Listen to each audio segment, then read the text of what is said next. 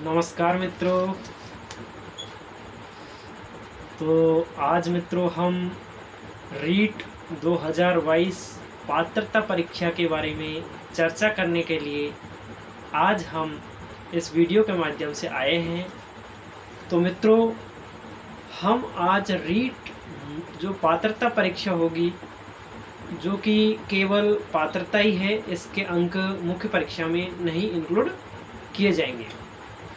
तो मित्रों इसमें हम कैसे 19 प्लस नंबर लेकर आए, तो हमने भी पहले रीट पात्रता का यानी कि जो पहले लगी थी, रद्द हो गई थी, वो एग्ज़ाम दी है। तो हम भी उसमें 120 प्लस जैसे स्कोर हमने किया है। तो यानी हमारे 117 थे वैसे तो कैसे वो स्कोर कर पाए हम। हालांकि मेहनत बहुत की थी, लेकिन क्या है कि थोड़ा परीक्षा में नर्वस हो गए थे, क्योंकि जब 3 साल 4 साल अगर हम तैयारी करते हैं ना, तो थोड़ा दबाव रहता है, और दबाव में क्या पेपर बिगड़ जाता है। तो मित्रों आपको कैसे 19 प्लस नंबर लेकर अपनी जो पात्रता है उसको क्लियर करनी है, उसके बारे में हम आज चर्चा करने के लिए पेश हुए हैं। तो हम सीधे मुख्य टॉपिक पर आते हैं कि कैसे लाए 19 प्लस नंबर। रीट पात्रता परीक्षा में कैसे लेकर आए 19 प्लस नंबर। तो हमको 150 क्वेश्चन आएंगे, और 150 क्वेश्चन में से हमको 19 क्वेश्चन कैसे राइट करने हैं, इसके लिए हमको क्या करना पड़ेगा, क्या नहीं करना है, उसके बारे में हम चर्चा करेंगे। तो मित्रों पहले हम समझेंगे कि कौन से सब्जेक्ट से कितने कितने क्वेश्चन आने हैं, और किस किस पोर्शन का ज़्यादातर हम उसमें चांस मार सकते हैं, कर सकते हैं। तो उसके बारे में पहले चर्चा करते हैं। तो पहले चर्चा करते हैं हम 2 लैंग्वेज सब्जेक्ट की, यानी कि जो हमारे रीट पात्रता परीक्षा होती है उसमें क्या है कि 2 लैंग्वेज सब्जेक्ट चुनने होते हैं हमको। तो पहला होता है हिंदी, और दूसरा होता है संस्कृत, तीसरा इंग्लिश। और जैसे उर्दू अनेक जो सब्जेक्ट ले सकते हैं वो ले सकते हैं, लेकिन ज़्यादातर हिंदी और संस्कृत वाले ही होते हैं। तो हिंदी में कैसे 30 क्वेश्चन आएंगे अपने, उसमें से हम कितने क्वेश्चन अटेम्प्ट कर सकते हैं उसके बारे में चर्चा करेंगे। और संस्कृत जो सेकंड लैंग्वेज हम जैसे संस्कृत लिया है या हिंदी लिया है, उसमें कैसे हम 30 में से ज़्यादातर क्वेश्चन अटेम्प्ट कर सकते हैं राइट। हालांकि नेगेटिव मार्किंग इसमें बिल्कुल नहीं रहेगी, टप्पे भी मार सकते हैं, यानी टप्पे लगा सकते हैं, लेकिन टप्पे का काम तो चलेगा ही खैर, लेकिन थोड़ा क्या कि अपने को माइंड लगा के क्वेश्चनों को अटेम्प्ट करना होगा। उसके लिए थोड़ी मेहनत तो ज़रूरी है, वो आपने की भी होगी ऐसा मेरे को लगता है। तो मित्रों 60 क्वेश्चन होंगे हमारे लैंग्वेज सब्जेक्ट की, यानी कि 30 हिंदी, 30 संस्कृत, किसी ने इंग्लिश ले रखी है तो 30 उसके होंगे। तो इनमें क्या करना है हमको कि जैसे हमारी थोड़ी बहुत व्याकरण तो बढ़िया होती है, जिसकी हिंदी में व्याकरण अच्छी है उसकी थोड़ी संस्कृत में भी अच्छी होती है। तो ज़्यादातर क्या है कि जो क्वेश्चन होते हैं संधि समास, ऐसे क्वेश्चन आते हैं ज़्यादातर, ठीक है। तो संधि समास के दोनों क्वेश्चन जैसे संस्कृत में भी आएंगे अपने, संधियाँ एक जैसी होती है ज़्यादातर, और जैसे प्रत्यय है, प्रत्यय थोड़े संस्कृत में अलग होते हैं।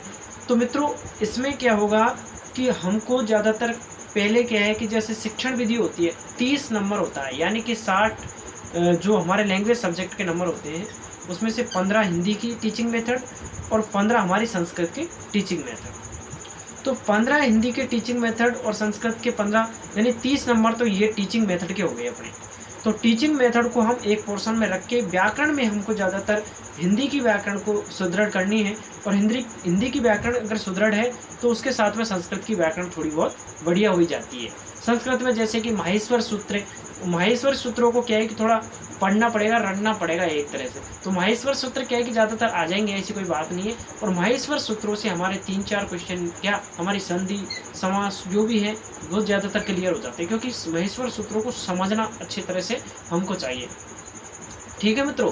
तो हमको क्या करना है, जैसे हिंदी में 15 और व्याकरण के और 15 संस्कृत व्याकरण के, तो इनमें से कम हमको 30 क्वेश्चनों में से 20 प्लस तो करने ही हैं, यानी 20 प्लस तो राइट जाने ही चाहिए, ठीक है मित्रों। तो हमको इसमें ज़्यादातर चांस रखना है 20 प्लस का। 20 प्लस का मतलब कहने का अर्थ हुआ कि व्याकरण में 30 क्वेश्चन आएंगे, तो 30 में से 20 प्लस हमको चांस रखना है कि राइट ही जाए। और इसके बाद में जो होती है हमारी टीचिंग मेथड। तो टीचिंग मेथड को क्या है कि हमको जैसे साइकोलॉजी पढ़ते हैं, साइकोलॉजी में भी क्या है कि 4-5 क्वेश्चन हमारे आ जाते हैं, जैसे मूल्यांकन है, मापन है, और हमारा जैसे आरटी वगैरह का तो 1-2 क्वेश्चन इसमें आ जाते हैं, वैसे तो ज़्यादातर आते नहीं है क्योंकि वो साइकोलॉजी का ही भाग हो जाता है। लेकिन जो हमारा मेन सब्जेक्ट होता है, यानी कि जो मेन सब्जेक्ट है उसके 60 क्वेश्चन आते हैं।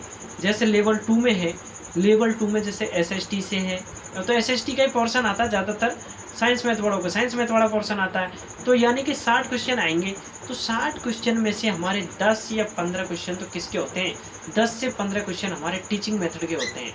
तो यानी कि टीचिंग मेथड एक सबसे बड़ा पोर्शन होता है। टीचिंग मेथड क्या होता है, एक सबसे बड़ा पोर्शन होता है नंबर लाने का, और रीड पात्रता को ज़्यादातर अटेम्प्ट करने में हमारी सहायता करेगा। क्योंकि इसमें क्या होता है कि जैसे हमारे 15+15 यानी कि दोनों लैंग्वेज प्लस 15 नंबर ही मान लो, क्योंकि सब्जेक्ट में जो क्वेश्चन होते हैं ना, कई क्वेश्चन ऐसे होते हैं जो किससे जुड़े होते हैं, हमारी टीचिंग मेथड यानी कि शिक्षण विधियों से जुड़े होते हैं। तो हमारे 15+ यानी कि 45 नंबर, 45 नंबर तो हमारे ऐसे हो गए, कैसे हो गए, जो किससे जुड़े हुए हैं, जो हमारे टीचिंग मेथड से जुड़े हुए हैं। 45 क्वेश्चन तो ये हो गए। इसके बाद में जो साइकोलॉजी होती है, जिसने बंदे ने साइकोलॉजी थोड़ी अच्छी पढ़ी है, तो साइकोलॉजी को अच्छा पढ़ा है, तो उस हिसाब से क्या है कि वह टीचिंग मेथडों को थोड़ा अच्छी तरीके से अटेम्प्ट कर सकता है। तो कुल मिलाकर बात ये हुई कि कम से कम हमारे 50+ क्वेश्चन शिक्षण विधियों से आने वाले हैं। तो सबसे बड़ा पोर्शन है शिक्षण विधियाँ, टीचिंग मेथड, और टीचिंग मेथड को जिसने पढ़ लिया उसकी साइकोलॉजी के कई क्वेश्चन बिल्कुल राइट हो जाते हैं। ठीक है मित्रों, मैंने जो पहले वीडियो बनाया था उसमें भी आपको एक बुक के बारे में बताया था, यानी कि मेरा उससे कोई लेना देना नहीं है कि उसकी बिक्री हो या कुछ है, लेकिन मैटर उसमें अच्छा है और उससे हमारी शिक्षण विधियाँ क्या है, राइट, ज़्यादातर सही होने के चांस बनते हैं।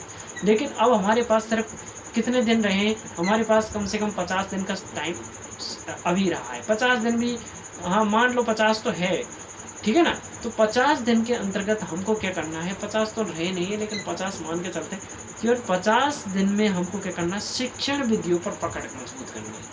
जिसको पात्रता परीक्षा पास करनी है उसको टीचिंग मेथड पर पकड़ मजबूत करनी है। टीचिंग मेथड अगर मजबूत हो गए उनके, तो उनको ज़्यादातर नंबर लाने की आवश्यकता, अदर जो रहते हैं जैसे हमारे साइकोलॉजी है, सब्जेक्ट है, उसमें उसकी पकड़ नहीं है, तब भी वह 90+ नंबर ला सकता है, यानी मैं कहता हूँ 100+ नंबर भी ला सकता है, कोई बड़ी बात नहीं है ना मित्रों। लेकिन माध्यमिक शिक्षा बोर्ड का पैटर्न का ये है कि ये कई बार तो पेपर को टफ बना देती है, कई बार पेपर को सरल बना देती है, लेकिन इतने डरने की बिल्कुल आवश्यकता नहीं है। अपने को 90+ नंबर लेके आने हैं, यानी कि जो SC ST वाला है उसको तो, विधवा है, विडो वगैरह है, उनको तो 82+ ही लाने, लेकिन जो जनरल में है, लेकिन सभी SC ST को इग्नोर करके अपने को 90+ टारगेट करके जाना है, चाहे जनरल हो, चाहे SC हो, चाहे कोई भी हो। तो 90+ टारगेट करेंगे, यानी 100+ का टारगेट रखो, क्योंकि 100+ का रखोगे तो 90 तो आराम से बनेंगे, यानी कि 82 का रखोगे यानी 82 का रखोगे तो फिर कम ही आएंगे। तो अपने को 50+ नंबरों का टारगेट शिक्षण विधियों से करना है। मेरा जो मेन मुद्दे पर आते हैं अपन बात करते हैं, तो शिक्षण विधियों को क्या करना है, अपने को पकड़ मजबूत करनी है। उसके लिए मैंने आपको एक फर्स्ट रैंक की बुक बताई थी, पहले बताई थी आपको ये बुक, और ये आज भी बता देता हूँ आपको मित्रों। तो ये मित्रों, ये फर्स्ट रैंक की बुक बताई थी मैंने ये आपको। तो इस फर्स्ट रैंक की बुक में से क्या है कि ज़्यादातर क्वेश्चन आए हुए हैं, और ये सफिशिएंट होती है, यानी तीनों सब्जेक्ट, यानी सब्जेक्ट के साथ में दोनों लैंग्वेज के लिए, और इसके साथ में ही क्या फर्स्ट रैंक की आती है, और रीट लेवल 2 के लिए क्या आती है, 6 से 8 जो फर्स्ट लेवल का उसके लिए उसके हिसाब से आती है। तो इसमें से क्या है कि अपने क्या है कि ज़्यादातर शिक्षण विधियाँ मजबूत हो जाएगी, और इस किताब को अपन ज़्यादा दिन नहीं लगेंगे, इसको 1-1 घंटे में, यानी कि इसको मतलब 5 घंटे के टाइप पर लेके 3-4 घंटे में पढ़ सकते हैं, कोई बड़ी बात नहीं है। तो ये इस बुक को पढ़ना है, अपने को 50+ नंबर टारगेट करके जाना है, 50+ शिक्षण विधियों के लेके, ठीक है। तो 50+ शिक्षण विधियों में करेंगे अपन, यानी कि 50 क्वेश्चन का टारगेट है, 50 आएंगे ज़्यादातर, क्योंकि मिलाकर इनका भाग इतना ही हो जाता है, क्योंकि जो अपना मूल्यांकन वाला टॉपिक है, ये चीज़ें हैं, तो ये टीचिंग मेथड के भाग होते हैं, इनमें से ज़्यादातर क्वेश्चन आते हैं। तो हमको जैसे हमारे हिंदी में 30 प्लस संस्कृत 30, 2 लैंग्वेजों हो गई 60 क्वेश्चन। इसके बाद में 30 क्वेश्चन साइकोलॉजी के हो गए। इसके बाद में 60 क्वेश्चन जो होंगे हमारे सब्जेक्ट के होंगे। तो हमको जैसे 90 नंबर हो गए हिंदी, संस्कृत और मनोविज्ञान, जिसके इंग्लिश है वो अलग बात है। तो ये 90 नंबर में से कम हमको 70 प्लस नंबर लेके तो आने हैं। 70 प्लस कैसे आएंगे? आराम से आएंगे, कोई बड़ी बात नहीं है, क्योंकि 70 प्लस नंबर लाना कोई बड़ी बात नहीं है, क्योंकि इसमें नेगेटिव मार्किंग नहीं होगी। ठीक है मित्रों। और इस बार आपको ये भी ध्यान रखना है कि इस बार क्या 2-3 शिफ्टों में होने की बात चल रही है कि रीट की जो पात्रता परीक्षा है वो 2-3 शिफ्टों में होगी। तो कोई ऐसी कोई बात नहीं है, बढ़िया है, नॉर्मल पेपर आएगा। क्योंकि आपको पता है सरकार को अगली बार फॉर्म भी भरवाने हैं और कमाई भी करनी है, ऐसी कोई बात नहीं है, सभी लड़कों को बिठाना भी है, क्योंकि लड़के परेशान हैं 3-4 साल से। ठीक है मित्रों। तो आपको क्या करना है, 70 प्लस नंबर तो 2 लैंग्वेज और साइकोलॉजी में टारगेट करके जाना है कि 70 प्लस तो इसमें लाना है। और इसके बाद में सब्जेक्ट है। सब्जेक्ट में क्या है कि ज़्यादातर किसी के पास किसी के कमज़ोर भी होती है, तो 30 प्लस का भी टारगेट करके चले ना, क्या काम है, 30 प्लस का टारगेट कर लो आराम से सब्जेक्ट में। तो 30 प्लस उसमें कर लो टारगेट और 70 इसमें कर लो, 100 का टारगेट बना के आराम से जाओ, कोई बड़ी बात नहीं है, आराम से 90 प्लस करके रहोगे। ठीक है। तो ये टारगेट आपको फिक्स करना है, लेकिन पढ़ना तो पड़ेगा। ऐसा नहीं कि कोई ये वो तो नहीं है कि मतलब 1 मिनट में अपन कर देंगे, क्योंकि हर कोई चीज़ के लिए मेहनत तो ज़रूरी है। तो आपको अभी भी 40-50 दिन है ना, तो इसमें अपन 70 प्लस करने का टारगेट करके चलेंगे। तो नॉर्मल हिंदी है ना अपनी, जो हिंदी प्रभा व्याकरण, रचना प्रबोध की व्याकरण चलती है, मैं आपको वो भी बता देता हूँ एक बार। हिंदी प्रभा रचना प्रबोध की एक व्याकरण की बुक आती है, उसको भी अगर अपन ने पढ़ लिया ना, तो अपन का क्या है मामला, हिंदी में मामला थोड़ा ठीक बैठ जाएगा। ठीक है। ये रचना प्रबोध की आती है, ये व्याकरण की पुस्तक है, इसको पढ़ लो आराम से, ये 9वीं से 12वीं तक के लिए। ठीक है। तो इसमें से अगर हम इसको भी पढ़ लिया ना आराम से, तो हमारे क्या है कि कम से कम कितने नंबर बैठ जाएंगे आराम से, हमारे हिंदी में 15 क्वेश्चन आएंगे ना हमारे व्याकरण के, उनमें से 10 प्लस आराम से कर सकते हैं। ठीक है। इसमें कोई घबराने की बात नहीं, क्योंकि ऐसा डर बिठा दिया रीट पात्रता नहीं होगी तो मुख्य में नहीं बैठ सकते, ऐसी कुछ बात नहीं है, सब पास करेंगे ज़्यादातर मित्र। क्योंकि डर कर हम पास नहीं कर सकते, क्योंकि हम भी डर गए थे, 3 साल मेहनत की थी, तो एक बार गए थे ना, तो हमको ऐसी आशा थी 130 प्लस का टारगेट लेके गए थे, लेकिन हमारे आए 117। तो ऐसी बातें होती है कि मतलब उसमें से भी घट गए, फिर बाद में चाहिए मतलब कुछ क्वेश्चनों को आउट कर दिया गया था ना, तो ऐसे। तो इसलिए मित्रों आपको क्या करना है, आपको टारगेट 100 का बना के जाना है। इससे क्या होगा कि हमारे 90 प्लस तो आराम से आएंगे। इसमें भी शिक्षण विधियों को ज़्यादातर आपको शिक्षण विधियों को ही ज़्यादा ध्यान देना है, क्योंकि जो पिछला पेपर लगा है अपना ये रद्द हो गया था ये, तो ये पिछला रीट का पेपर है अपना, ये पिछला रीट का पेपर है। और इसमें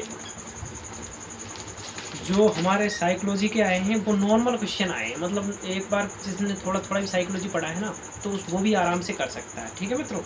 जैसे सीखने का कंडीशनल सिद्धांत, शास्त्रीय सिद्धांत पावलोव का आया है, आयु पूछ ली, MA/C वगैरह जो भी है, बाल अपराध किससे होता है, मतलब नॉर्मल क्वेश्चन आएंगे, आराम से करेंगे। साइकोलॉजी में 15 में से 10 क्वेश्चन आप आराम से करोगे, और 15 जो है टीचिंग मेथड टाइप में आएंगे, लेकिन आएंगे वो साइकोलॉजी टाइप में, क्योंकि मूल्यांकन है, मापन है, ये चीज़ें हैं इसमें। तो अपन साइकोलॉजी में 30 आते हैं ना, तो अपन 15 भी कर लेंगे तो भी अपना सफिशिएंट है, कोई बड़ी बात नहीं है। 15 या 20 तो करके टारगेट चलो कि 20 हो जाए तो बहुत बढ़िया है, क्योंकि 20 प्लस 20 भी होंगे ना अपन, 20-30 60 हो जाएंगे। और अगर हमारे हिंदी संस्कृत में 2-2 4-4 नंबर अपर आ जाते हैं, तो हमारे 70 या 68-70 का टारगेट हो जाता है आराम से। ठीक है मित्रों। और सब्जेक्ट में यही तो है, नहीं है कि भाई अपन 50 जो 60 क्वेश्चन आएंगे सब्जेक्ट में, उसमें से 30 भी नहीं करेंगे, 30 या 35 क्वेश्चन तो अपन करके रहेंगे, यानी कि हर कोई के होंगे। मेहनत करेंगे ना वो तो बंदा करेगा ही, लेकिन जो भी थोड़ी बहुत कम मेहनत करेगा वो भी कर सकता है, ऐसी कोई डरने की बात नहीं है। ठीक है मित्रों। तो ये बात है कि हिंदी में अपने को 30 में से कम 20 प्लस का मतलब 22-23 नंबर लेके आने हैं, संस्कृत में भी 20-22 लेके आने हैं। उस हिसाब से हमारे क्या है कि ये मिलकर हो जाएंगे हमारे 45 के लगे डगे। और 45 के बाद में जो हमारी साइकोलॉजी होती है उसमें अगर हम 15 भी ले आए, कहने का 15 भी लेके आ गए हमारे, तो हमारे 60, 65 या 70 के लगे डगे पहुंच जाएंगे। 15 या 20 क्वेश्चन तो आराम से कर सकते हैं। ऐसी कोई साइकोलॉजी क्या पता इस बार टफ दे दे, वो अलग बात है, लेकिन जो हमारा पिछला रेशियो रहा है पिछली एग्जाम का, तो उस हिसाब से तो ज़्यादा टफ नहीं आएगी, क्योंकि रद्द हुई है ना, उस एग्जाम के हिसाब से बता रहे हैं हम इकट्ठ करके। तो उस हिसाब से आराम से 60 क्वेश्चन कर सकता है, 65 या 70, ठीक है ना। तो ये टारगेट करना, ज़्यादा अखड़ बखड़ नहीं पढ़ना है, ज़्यादा फालतू मैटर नहीं इकट्ठा करना है, क्योंकि ज़्यादा मैटर इकट्ठा करने से आदमी ज़्यादा अपॉर्चुनिटी कर नहीं सकता है, क्योंकि ज़्यादा मैटर इकट्ठा करेगा तो ये 40-45 दिन तो बचे हैं, इसमें 40-45 दिन में ज़्यादातर मैटर इकट्ठा नहीं करे। ये सबसे मेन बात है कि ज़्यादातर फालतू इकट्ठा मैटर नहीं करे और सफिशिएंट मैटर पढ़े। मैंने एक रचना प्रबोध की एक बुक बताई है, ये हिंदी के लिए पढ़े, वैसा आराम से, ज़्यादा फालतू नहीं लाएँ। और अगर लानी है तो ज़्यादातर प्रैक्टिस सेट लेके आए, जिससे कि ऑब्जेक्टिव क्वेश्चन लगाओगे ना आप, तो उससे ज़्यादा प्रैक्टिस होगी। सब्जेक्ट मतलब टॉपिक वाइज लगा लो, ठीक है, तो वो चीज़ें होती है। उसके बाद में संस्कृत के लिए वैसे तो किताब बताने में तो बहुत है, संस्कृत की साफल्यम लिया हो, वो लिया हो, ये लिया, उससे कोई ज़्यादा वो नहीं है। आराम से आप तो प्रैक्टिस टाइप में क्वेश्चन आते हैं, तो साफल्यम के लिए आओ, प्रैक्टिस पेपर लगे हुए हैं, पिछली बार साल भी उन्होंने यूट्यूब पर भी बहुत कराया हुआ है, यूट्यूब पर भी उनके बहुत वीडियो डले हुए हैं संस्कृत में, शिक्षण विधि के, वो तो मतलब अथा भंडार पड़ा है। लेकिन ज़्यादा हमने फालतू अखड़ बखड़ नहीं करना है, जो अखड़ बखड़ करेगा वो नीचे जाएगा, वो ऊपर नहीं जाएगा मामला, यानी 90-85 का भी नहीं पहुंच पाएगा। वो चक्कर ये है, ज़्यादा मैटर पढ़ने से कुछ नहीं होगा, कम मैटर को बार बार पढ़ने से ही अच्छा फ़ायदा मिलेगा, और उससे ही हमारे लक्ष्य जो भी हमारा एक पात्रता मुख्य परीक्षा है जो भी है वो पास कर सकते हैं, ऐसी कोई दिक्कत नहीं है। तो मित्रों, आज के वीडियो के माध्यम से हमारा यही कहना है कि हमको ज़्यादातर फालतू नहीं पढ़ना है और 90+ टारगेट करके जाना है। तो हिंदी और संस्कृत और साइकोलॉजी को, तीनों सब्जेक्टों में से कम 65 या 70 नंबर लेके आने ही हैं। और 70 और 65 नंबर कैसे आएंगे, उसके लिए आपको ऑब्जेक्टिव क्वेश्चन लगाने हैं, ज़्यादातर ऑब्जेक्टिव ही पढ़ना है, यानी topic wise objective question, topic wise objective जो क्वेश्चन होते हैं। हिंदी के लिए हिंदी रचना प्रबोध वाली ये व्याकरण की पुस्तक है, ये आराम से ज़्यादा दिन नहीं लगेगा, इसमें 2, 3, 4, 5, 6 घंटे पढ़ोगे ना, उसमें हो जाएगी, 7-8 घंटे मान लो, इसमें आराम से हो जाएगी।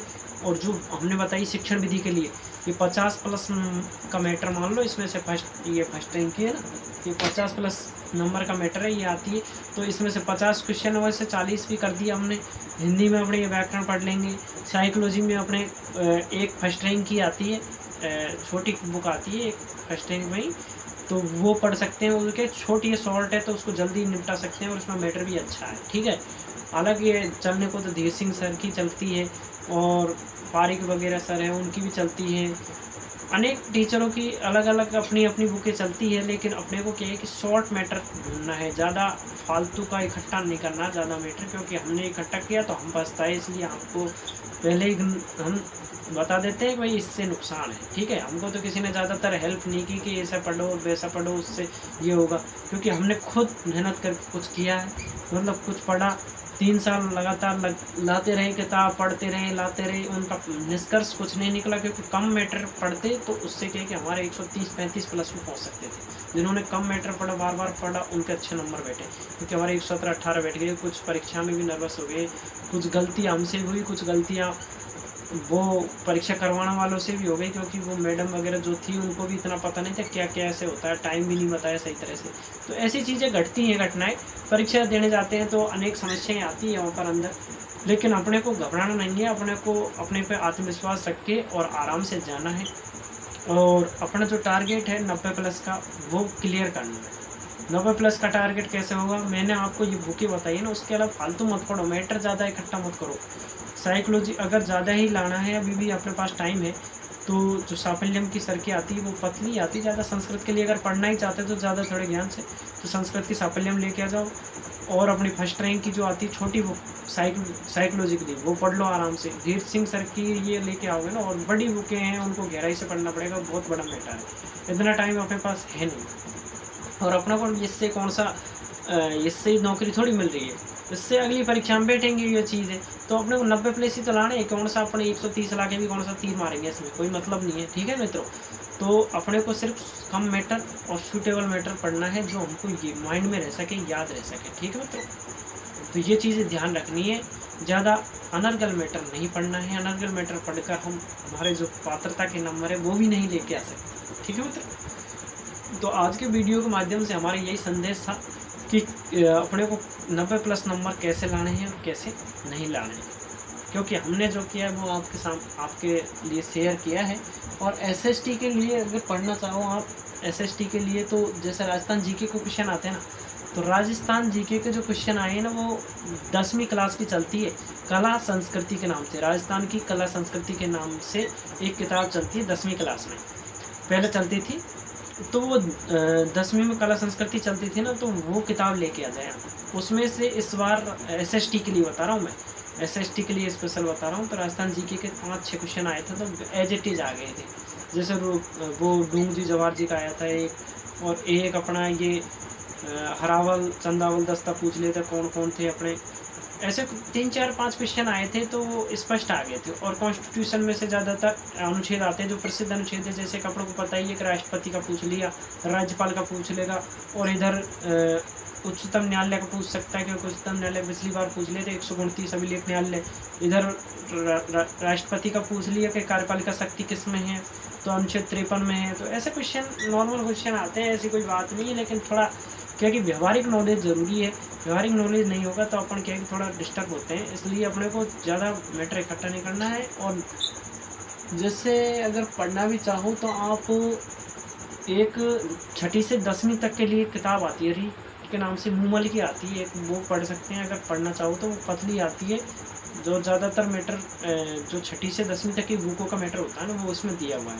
मूमल की आती है 6ठी से 10वीं तक, वो भी ले सकते हैं। क्योंकि अब टाइम नहीं है, अब टाइम 30, 35, 40 दिन का टाइम है। तो इस टाइम में क्या है कि अपने को इस प्रकार से पढ़ना है जिससे कि हमारे क्या हो सके, हमारे ज़्यादातर नंबर आ सके, जिससे 90+ और या 100+ नंबर पहुंच जाए। बस इतना ही बहुत ज़रूरी है। इसके बाद में जैसे ही मुख्य परीक्षा का जो विस्तृत सिलेबस आएगा, यानी कि वो नॉर्मल टॉपिक वो डाले हैं कि भाई राजस्थान का इतना जुड़ेगा, इतने नंबर का होगा, तो वो चीज़ें डाली है। अभी मुख्य परीक्षा का सिलेबस आया नहीं है। मुख्य परीक्षा का जो कंप्लीट सिलेबस आ जाएगा तो उसको टारगेट लेके आपको चलना है। ठीक है मित्रों, तो आज का ये वीडियो बहुत लंबा हो जाएगा, इसलिए हम अपनी चर्चा यहीं रोकते हैं। और जैसे ही आगे रीट की जो मुख्य परीक्षा का सिलेबस डलेगा, विस्तृत सिलेबस, तो उसके बारे में चर्चा भी करेंगे। उसके लिए हम वीडियो भी लेके आएंगे और बीच में भी एक वीडियो बना देंगे, उससे क्या करना है, कैसे करना है एग्ज़ाम में, कैसे क्या गलतियाँ नहीं करनी है। तो गलती है, एक बार मैं आपको बता भी देता हूँ, क्या पता लेट वीडियो हो जाए, कि भाई एग्ज़ाम में जैसे ही अपन जाएंगे ना, तो अपने को जैसे पेपर मिल जाएगा, ऑनर मिल जाएगी, तो अपने को क्या है कि जो भी क्वेश्चन करने हैं ना, जो भी क्वेश्चन करने हैं, जैसे अपन ने 30 क्वेश्चन पहले लैंग्वेज को करना चालू कर दिया, तो 30 + 30 60 क्वेश्चन है, तो अपने को 60 क्वेश्चन लगातार करनी है, यानी लैंग्वेज को निपटानी है। तो लैंग्वेज को पहले कर लो, जो अपने को अच्छा लगे वो कर सकते हैं। और एक बार पेपर को देख लो, एक बार नॉर्मल तरीके से 5-10 मिनट के 5-7 मिनट के लिए पेपर देख लो, कैसा है कैसा नहीं है, जो सीधा लगे उसको पहले करो। जैसे अपना 60 क्वेश्चन वाला सब्जेक्ट का पोर्शन बढ़िया है और अच्छा मैटर आया है कि अपन को आ रहा है, तो पहले सब्जेक्ट को निपटा लो। अगर सब्जेक्ट में थोड़ा नहीं बैठ रहा सिस्टम, तो अपन लैंग्वेज को कर लो पहले।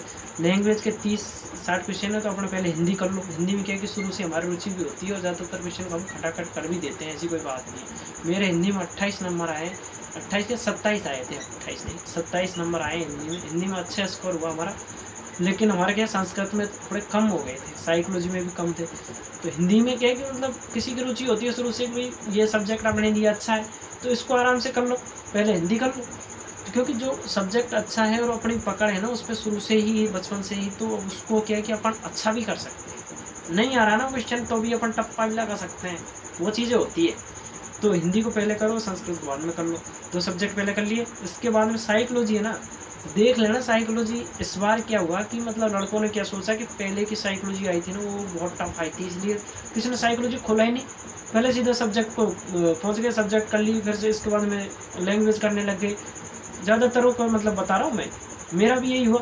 फिर लास्ट में साइकोलॉजी करने बैठ गए, तो साइकोलॉजी में लास्ट में की तो देखा था यार सीधे सीधे क्वेश्चन, फिर वो टाइम मांगता है। साइकोलॉजी सब्जेक्ट है, थोड़ा टाइम लगता है, तो उसमें क्या टाइम कंज्यूम हो गया और 2-4 क्वेश्चन ऐसे छूट भी सकते हैं। तो इसलिए क्या करें कि जैसे अपन ने हिंदी के 30 क्वेश्चन किए, तो 30 में से जैसे 15 क्वेश्चन कर लिए ना, 15 गोड़े भर दो, क्योंकि लास्ट में गोड़े भरेंगे ना तो गड़बड़ हो जाएगा मामला, क्योंकि दूसरा गोड़ा दूसरे में बढ़ जाएगा और एक भी गोड़ा इधर उधर हो जाता है, 1 नंबर कम हो जाता है, आप भी जानते हो ये बात। तो हमारे भी गोले भरने की गलती नहीं करनी। पहली बात तो गोले जो भरे ना अपन 15 क्वेश्चन किए 15 गोले कर दो, उसके बाद में दोबारा 15 क्वेश्चन किए 15 गोले कर दो, साथ साथ करते रहेंगे ना तो टाइम का तो मैनेजमेंट हो जाएगा और साथ में अपना पेपर भी कंप्लीट भरने में आ जाएगा। क्योंकि अपन शुरू में क्या पूरे टिक कर देते हैं पूरे क्वेश्चनों को, उसके बाद लास्ट में गोले भरने काम करते हैं तो उससे क्या ऊपर नीचे होने का डर और उससे गलतियाँ हो जाती हैं, निश्चित गलती होती ही है। मैंने भी जो साइकोलॉजी का लास्ट में किया था, यानी कि 90 क्वेश्चन हमने कर लिए, 90 वो अपने सब्जेक्ट के कर लिए अपन ने, 50-60 क्वेश्चन तो वो कर लिए, 2 लैंग्वेज कर लिए अपन ने। उसके बाद में क्या है 120 क्वेश्चन करने के बाद लास्ट में साइकोलॉजी की। तो साइकोलॉजी में क्या है कि जल्दीबाजी में तो टिक टिक टिक टिक कर दिया, लेकिन वो गोले भरे ना जो उल्टे सुल्टे कर दिए 2-3 के, तो 2-3 क्वेश्चन तो वैसे गए काम से। तो ऐसे है, मतलब लास्ट में क्या है कि अदर चूक हो जाती है और अपने को राउंड में करो क्वेश्चनों को, मतलब पेपर को राउंड में करना है। 2 राउंड में मार लो कि पहले राउंड में अपने से आ रहे हैं जिनको कर लो, ठीक है, कर लिया, उनके ऊपर गोले गोल लगा दो जिनको छोड़ा है और उनको साथ साथ में गोले भर दो। उसके बाद में जो छोड़े हैं उनको लास्ट में ले लो, जिससे क्या है कि डर भी नहीं रहेगा कि यार अपन के आते थे वो भी हमने जल्दीबाजी में किए। क्योंकि आते हैं उनको तो भाई शुरू में कर ही दिया और लास्ट में बचे हैं जो नहीं आ रहे तो उनमें टप्पा ही लगाना है, क्यों नेगेटिव मार्किंग तो है नहीं है इसमें, तो उनको लास्ट में कर लो। ये तरीका अपने को अपनाना है, ठीक है। और क्वेश्चनों में क्या है कि वो क्रॉसिंग का सिस्टम करें, मतलब जैसे कि 4 ऑप्शन हो रहे हैं, 4 ऑप्शन आते हैं, 4 ऑप्शन में से अपने को मतलब कि 2 ऑप्शनों पे डाउट है तो अपन और ऑप्शनों को तो क्लियर कर सकते हैं ना कि आप 2 क्वेश्चन ये हो सकते हैं, ऑप्शन 2 क्लियर कर लिया, इसके बाद एक ऑप्शन को टिक कर, ये चीज़ें अपनानी है। तो ऐसे करके हम क्या है कि रीट की जो जो पात्रता परीक्षा है ना उसको तो आराम से कर सकते हैं, ऐसी कोई घबराने की ज़रूरत नहीं है। जो आज भी तैयारी कर रहा है ना, आज भी यानी कि आज से भी वो भी कर सकता है, ऐसे कोई बिल्कुल डरने की ज़रूरत नहीं है। ये डराएंगे कि यार यूट्यूब पर डराएंगे कि ऐसा हो जाएगा वैसा हो जाएगा ये हो जाएगा, कुछ नहीं होगा, आराम से 90 नंबर आएंगे।